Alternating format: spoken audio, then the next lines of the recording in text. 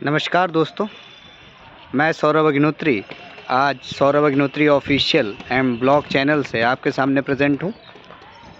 दोस्तों, ये मेरा थर्ड ब्लॉग है और ये शाहजहाँपुर डायरीज़ का जो थर्ड ब्लॉग है, इसे बनाने में मुझे बहुत ही गर्व महसूस हो रहा है और मुझे अपने सनातनी होने पे बहुत गर्व है, क्योंकि आज दोस्तों मैं पहुँचा हूँ शाहजहाँपुर की वो जगह जिससे शाहजहाँपुर की पहचान है और कह सकते हैं कि प्रभु श्री राम अधूरे थे प्रभु हनुमान के बगैर। तो दोस्तों, आज हम पहुँचे हैं हनुमत धाम।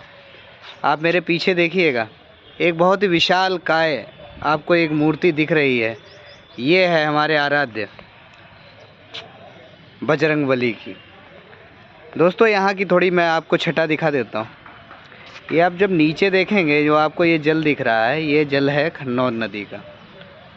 खन्नौद नदी को, यहाँ से खन्नौद नदी गुजरती थी।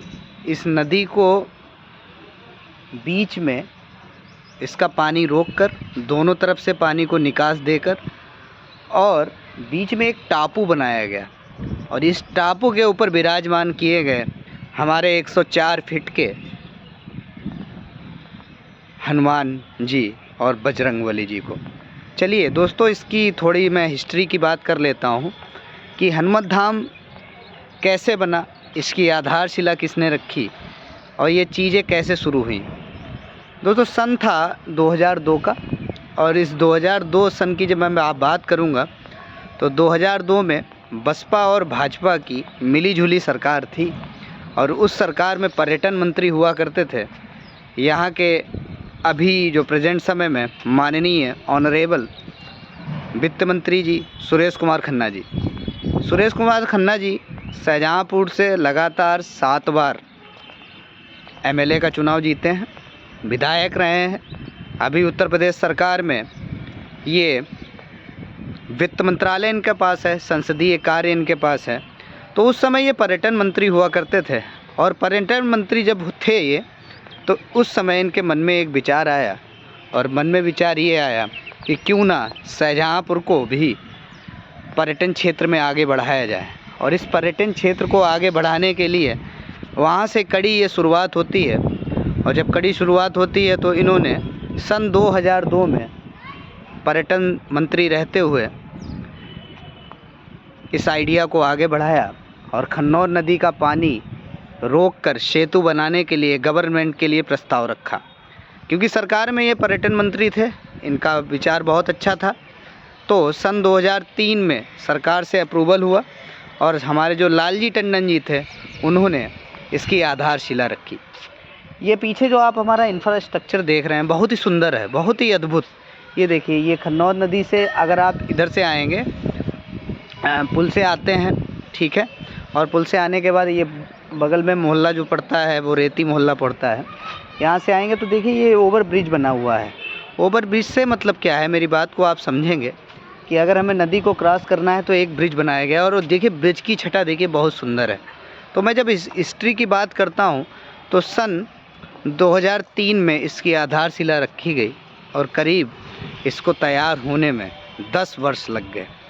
10 साल तक हमारे प्रभु बनाए गए हैं और प्रभु हमारे इतने सुंदर हैं कि आप उनसे नज़र नहीं हटा सकते। 104 फीट की छटा आपको देखेगी और इनसे आप नज़र ही नहीं हटा सकते, इतने सुंदर हैं बजरंगबली। चलिए अब थोड़ा सा मैं बात कर लेता हूँ। देखिए, ये पूरे भारतवर्ष की सबसे ऊंची मूर्ति है। अगर मैं बात करूँ पूरे भारत, स्टैचू तो नहीं कहूँगा, मूर्ति कहता हूँ मैं, पूरे भारतवर्ष की सबसे ऊंची मूर्ति है। 104 फीट की है, ठीक है। इससे पहले राउरकेला, ठीक है, राउरकेला में 75 फीट की थी मूर्ति। महाराष्ट्र में मूर्ति है वो 80 फीट की है, लेकिन 104 फीट की मूर्ति नहीं थी। ये भारत की सबसे बड़ी मूर्ति है 104 फीट की। और अगर इसका हम आधार अगर भी काउंट कर लें, जो बेस है इसका, इस बेस को अगर हम काउंट कर लेते हैं तो इस बेस को मिलाने के बाद ये मूर्ति बन जाती है 122 फीट की।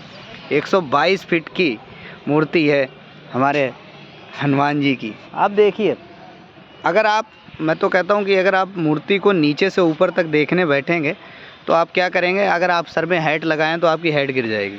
इतनी ऊंची मूर्ति है। अभी मैं पास से भी आपको दिखाऊंगा। देखिए, यहाँ इसको बनाने के साथ साथ इसको एक ऐसा कॉरिडोर का रूप दिया गया है कि ये पर्यटन का अद्भुत क्षेत्र बन सकते हैं। ये देखिए, मैं सीढ़ीदार स्ट्रक्चर दिखाता हूँ। मैं देखिए नीचे उतर रहा हूँ। ये देखिए, ये सीढ़ीदार स्ट्रक्चर का अप्रूवल हुआ है, अप्रूवल दिया है यूपी गवर्नमेंट ने। और देखिए, पानी, नदी का पानी जो है वो बढ़ता घटता रहता है। रेनी सीजन में ये पानी यहाँ तक, ऊपर तक, सीढ़ियों तक आ जाता है। ये एक ऐसा स्ट्रक्चर दिया गया है कि ये देखिए, सनातन धर्म को हम लोग प्रचार करते हैं। मैं भी एक सनातनी हूँ, ब्राह्मण हूँ। तो अगर मैं बात करता हूँ कि पर्यटन के क्षेत्र में अगर ऐसा स्ट्रक्चर है, ऐसा व्यू है, देखिए काम अभी भी चल रहा है। पीछे देखिए, पीछे अभी भी काम चल रहा है और ये काम सालों दर सालों चल रहा है। अगर मैं इस स्ट्रक्चर की बात करता हूँ तो जिस तरह से इसको बनाया गया है बहुत ही अद्भुत है, और जिस तरीके से इसको डिज़ाइन किया जा रहा है, और भविष्य में इसके चारों तरफ सीढ़ीदार स्ट्रक्चर बनेगा। जैसा कि यूपी गवर्नमेंट की, उत्तर प्रदेश सरकार की जो मंशा है वो ये है कि ये जो नदी के चारों तरफ जो साइडें हैं, जो दोनों साइडें हैं, एक तो पानी का फ्लो है पीछे, और जो दोनों तरफ साइडें हैं यहाँ पे एक सीढ़ीदार स्ट्रक्चर बनाया जाएगा। तो मैं मूर्ति पे था। मूर्ति 104 फीट की है और इसकी जो बेस है वो आपका मिला के ये 122 फीट की हो जाती है। और 22 फीट की होने के बाद ये पूरे भारतवर्ष की सबसे बड़ी मूर्ति है। चलिए और थोड़ा सा इसके हिस्ट्री के बारे में बात करें। अब ये बन के तैयार होती है 10 साल में, और 10 साल में बनने के तैयार होने के बाद अब देखिए, खासकर इस मूर्ति में एक चीज़ और समझ लीजिए। जब हम पीछे देखेंगे, ये देखिए मेरे पीछे, आप देखिए, जब हम पीछे देखते हैं तो यहाँ पे ग्रीनरी, जो पर्यावरण का है, उसका भी खास ख्याल रखा गया है। अशोक के वृक्ष लगे हुए हैं, एक बढ़िया सुंदर गार्डन बना हुआ है, और सुंदर गार्डन बने होने के साथ साथ देखिए, हनुमान जी की मूर्ति के साथ साथ सरस्वती माता की मूर्ति है यहाँ पे, ठीक है। एक छोटे हनुमान जी का एक मूर्ति और अंदर बनाई गई है। जब इसके बेस में हम एंट्री करेंगे, वहाँ पे भी बेस में एक और मूर्ति बनाई गई है। देखिए, नदी के किनारे में खड़ा हूँ, बहुत अच्छी हवा लग रही है, बाल मेरे उड़ते हुए आपको दिख रहे होंगे। और देखिए, मेरे पीछे आप वर्कर काम करते हुए देखेंगे। अभी मैं वहाँ पहुँचने की कोशिश करूँगा, आपको कुछ दिखाने की कोशिश करूँगा। तो पीछे आपको वर्कर वर्क करते हुए दिखाई देंगे, क्योंकि ये काम अभी निरंतर चलेगा और ये साल दर साल चलता रहेगा। इसको एक कॉरिडोर का रूप दिया जाना है, और इसमें करीब देखिए करोड़ों रुपए खर्च होते हैं। योजनाओं को लागू करने में, योजनाओं को चलाने में बहुत लंबा समय लगता है, ठीक है। और अगर अब देखिए, अगर आप बाहर के रहने वाले हैं और आप शाहजहाँपुर के आसपास के नहीं हैं और आपको हनुमत धाम के दर्शन करने हैं, तो गूगल में मैप पे आप डालिएगा हनुमत धाम। जैसे ही आप हनुमत धाम डालेंगे, आपको प्रॉपर एक मैप मिल जाएगा, ठीक है। आपको पता चल जाएगा कि मैप के थ्रू आप हनुमत धाम पहुंच सकते हैं। मैं देखिए, मैं साइड ही साइड आपको दिखाते हुए चला जा रहा हूं। ये मेरे बैग में देखिएगा, ये पानी के साइड साइड ये पत्थर लगा के एक स्ट्रक्चर बनाया जा रहा है, और स्ट्रक्चर के साथ साथ ये सीढ़ीदार स्ट्रक्चर पूरा लाइन से बन जाएगा। देखिएगा, ये पानी रोका गया है। मैं भी आपको पीछे दिखाता हूँ, थोड़ा सा समय दीजिए। ये देखिएगा, अभी हम लोग मंदिर के भी दर्शन करेंगे, प्रसाद भी चढ़ाएंगे।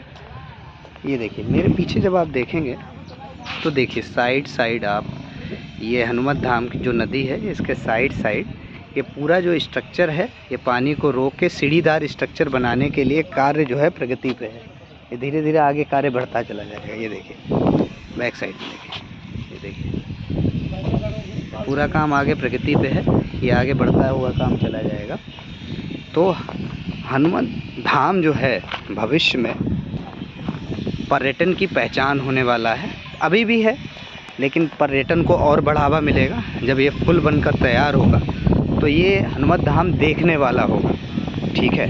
अरे प्रभु की तो लीला ही ऐसी है कि वो तो देखने वाले ही हैं। और मैं एक चीज़ और बताना चाहूँगा आप लोगों को, ये हनुमत धाम जब आप कवर करेंगे ना, पूरा हनुमत धाम जब घूमेंगे तो घूमने में आप थक जाएंगे। इतना बड़ा एरिया है कि आप चलते चलते आप परेशान हो जाएंगे।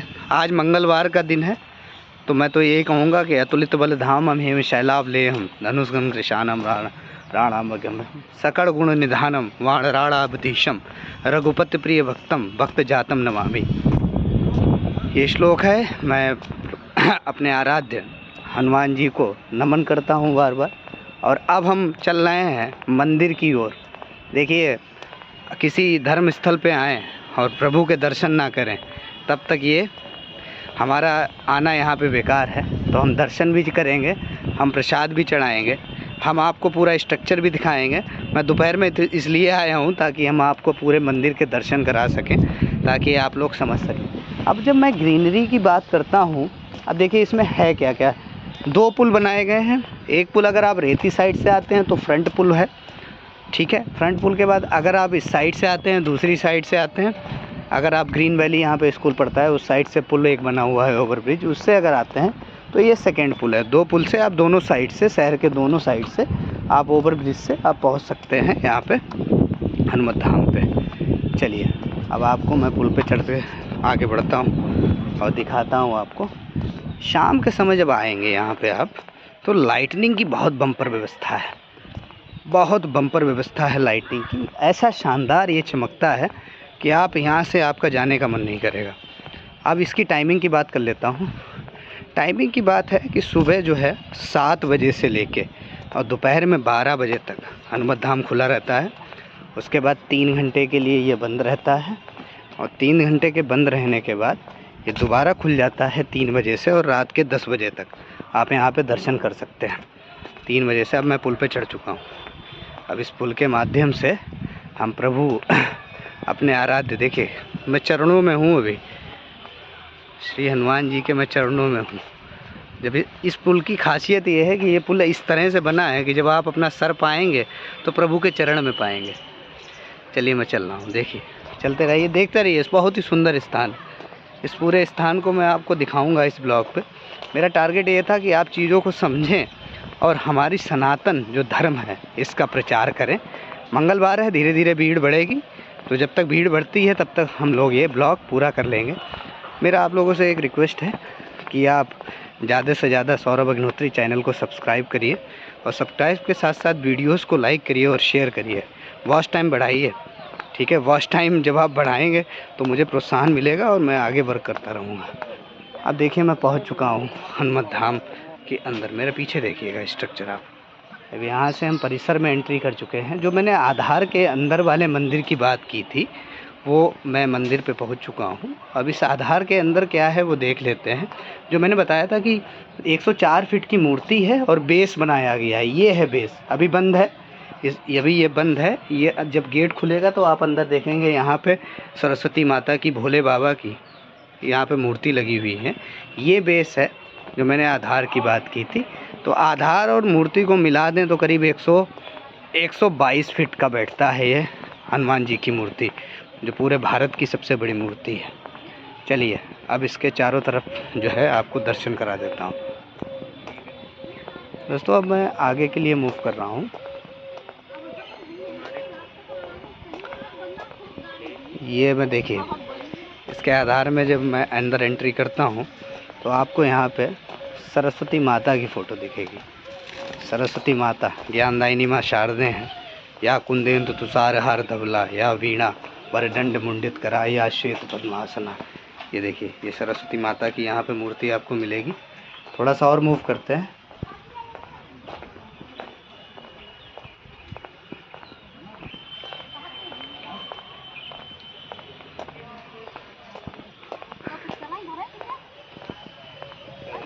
देखिए अगर मैं धर्म स्थलों की बात करता हूँ तो इन धर्म स्थलों को टूरिस्ट प्लेस तो है, लेकिन हमें साथ ही साथ स्वच्छता का भी ध्यान रखना पड़ेगा। हमें स्वच्छ बना के रखना है इन प्लेसेस को। और एक चीज़ और भी है, अगर हम टूरिस्ट प्लेस कोई बनाते हैं तो हमने उसकी फ़िज़ा ख़राब करते हैं। मेरा एक अनुरोध है युवकों से, जो नव युवक हैं उनसे मेरा एक अनुरोध है कि कृपया आप इसको धर्मस्थल ही रहने दें, इसकी फ़िज़ा को ख़राब ना करें। इसको ज़्यादा से ज़्यादा हो सके तो बढ़ावा दें, इसको आगे ले जाएं, ठीक है। इसकी फ़िज़ा को ख़राब ना करें, मेरा आपसे एक अनुरोध है। एक और ब्रिज में पीछे से दिखाऊंगा आपको, देखिए ध्यान से देखिए। एक और ब्रिज है हमारे पीछे, ये देखिए भैया आ रहे हैं, ये पीछे बन रहा है, पीछे कार्य चल रहा है।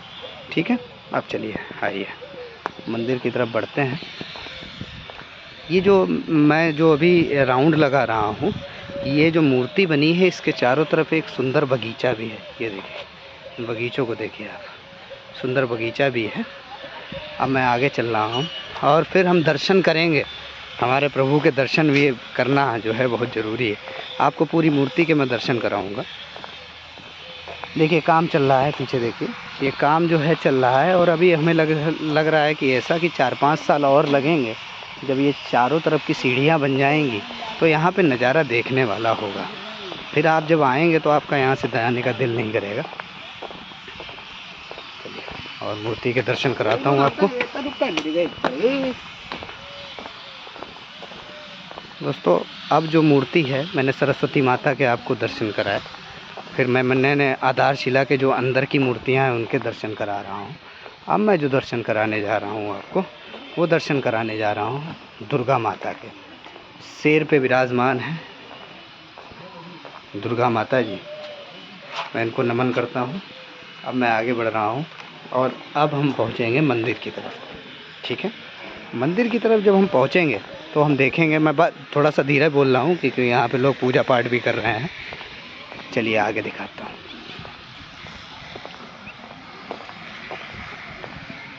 चलिए देखते रहिएगा।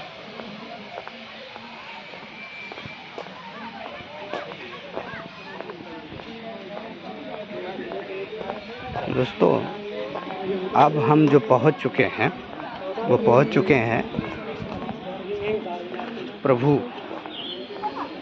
प्रातः स्मरणीय, सायं वंदनीय, प्रतिक्षण स्मरणीय बजरंगबली हनुमान लला पे। चलिए आपको दिखाते हैं, दर्शन कराते हैं प्रभु हनुमान धाम के।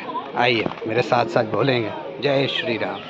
मैं चढ़ाई चढ़ रहा हूँ प्रभु के पास जाने के लिए। ये देखिए मूर्ति देखिएगा आप, चढ़ते जा रहा हूँ। आइए दोस्तों अब प्रभु के चरणों में हम बैठेंगे चल के। भीड़ बढ़ रही है, मंगलवार का दिन है। पीछे मेरे आप भीड़ देख सकते हैं यहाँ पे, ये देखिए। आइए दोस्तों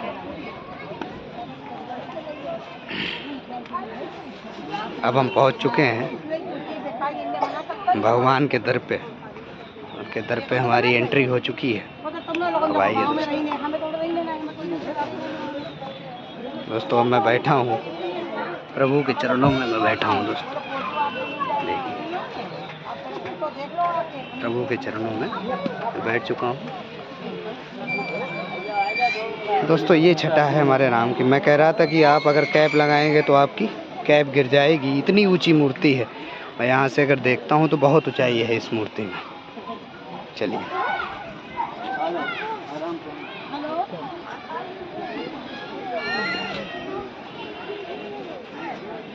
पीछे मेरे भीड़ भी आप देख सकते हैं, भीड़ आपको दिखेगी पीछे। ये रात में देखिए एक चीज़ और दिखाता हूँ, यहाँ पे ओम वगैरह के स्ट्रक्चर लगे हुए हैं। मेरे पीछे स्ट्रक्चर देखेंगे, ये ओम के स्ट्रक्चर हैं और ये रात में जलते हैं, और जलते हैं तो बहुत इस मंदिर को सुंदर बनाते हैं।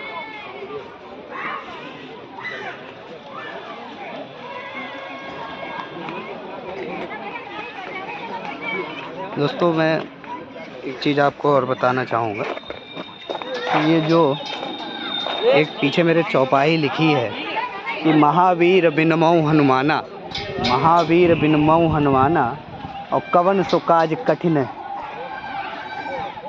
महावीर बिनमऊ हनुमाना राम जास जस आप बखाना, और कवन को काज कठिन जग माही, जो नहीं होई तात तुम पाही। ये चौपाई का मतलब आप समझ गए कि प्रभु राम का जो अगर काम है तो प्रभु हनुमान के बगैर वो काम पूरा नहीं हो सकता। मैं तो एक आपने ये एक सॉन्ग भी सुना होगा, एक भजन है, भजन सम्राट ने गाया है, तो उसमें कहा है कि अगर प्रभु राम श्री राम का चित्र अगर आपको देखना है तो दिल को चीर कर देखिए, तो हनुमान जी के दिल में आपको प्रभु श्री राम का दिखेंगे। पीछे आप देख लीजिएगा, यहाँ कालीबाड़ी मंदिर भी है पास में, काली माता की मूर्ति है, यहाँ पे पूजा वगैरह होती है। ये एक बहुत ही पीछे मेरे देखिएगा, ये पीछे जब मैं देखूँगा तो यहाँ लिखा है हनुमत धाम आश्रय स्थल। ये पीछे आश्रय स्थल बनाया गया है। ये बिल्डिंग जो पीछे आपको दिख रही है, ये आश्रय स्थल जो है, यहाँ पे जो गेस्ट वगैरह, जो दर्शनार्थी जो दर्शन करने बाहर से आते हैं, उनके लिए एसी और नॉन एसी रूम की व्यवस्था यहाँ पे उपलब्ध है। तो ऐसा है, यहाँ पे पर्यटन की फुल ख्याल रखा गया है। अगर आप बाहर से दर्शन करने आ रहे हैं तो रुकने की आपको टेंशन नहीं लेनी है। रुकने की टेंशन जो है वो सिर्फ शाहजहाँपुर वासियों की है और उत्तर प्रदेश सरकार के माननीय वित्त मंत्री सुरेश खन्ना जी की है। आपकी पूरी व्यवस्था यहाँ पे करके रखी है, आप यहाँ पे विश्राम कर सकते हैं। अब देखिए, मैं पीछे देखूँगा, मैं बिल्कुल साइड में खड़ा हुआ हूँ। ये खन्नौर नदी का पानी जो है ये आराम से यहाँ से बह रहा है और हम टापू पे खड़े हैं। ये पीछे देखिए, ये एक मैं आपको एक चीज़ और बता देता हूँ। ये पीछे जो आप पेड़ देख रहे हैं, इस पेड़ पे आज से करीब 4 या 5 महीने पहले यहाँ पे एक फिल्म की शूटिंग भी हुई थी। और उस फिल्म की शूटिंग में निरहुआ जो एक्टर थे, उन्होंने ये जो पेड़ है इसके आसपास डांस वगैरह किया था। एक चीज़ और, हनुमत धाम की एक और चीज़ मैं बता दूँ आपको। यहाँ पे एक बहुत ही सुंदर लाइब्रेरी है। लाइब्रेरी जो मेरे ये पीछे जो आप देख रहे हैं, वाइट कलर की बिल्डिंग, ये लाइब्रेरी है। इस लाइब्रेरी में आप पढ़ाई कर सकते हैं अपना। अगर आपके पास, देखिए, अगर आप IAS PCS वगैरह की तैयारी कर रहे हैं, आपके पास घर में समय नहीं होता है, तो आप यहाँ आके आराम से पढ़ाई भी कर सकते हैं। तो दोस्तों, हनुमत धाम की आज मैंने आपको फुल दर्शन कराए। देखिए, मेरे पीछे एक चीज़ और देख लीजिए। ये आपने जो बिल्डिंग जो मेरे पीछे देख रहे हैं, ये वाली बिल्डिंग के साइड में जो बीच में जगह है, इस बीच में जगह की पार्किंग की बहुत अद्भुत व्यवस्था है।